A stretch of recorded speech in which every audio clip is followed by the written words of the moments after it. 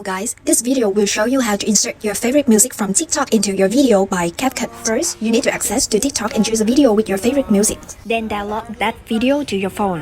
Wait a moment for the video to complete downloading.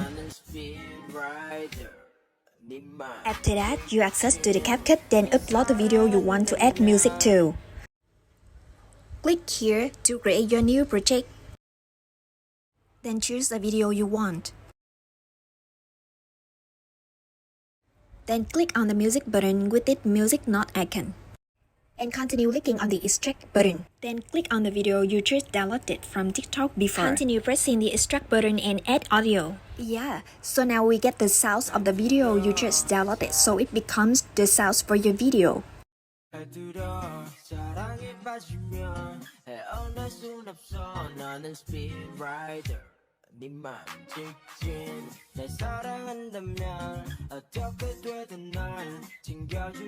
Finally, drag to the end to cut off the excess music or video and download the video to your phone. Okay, see you later.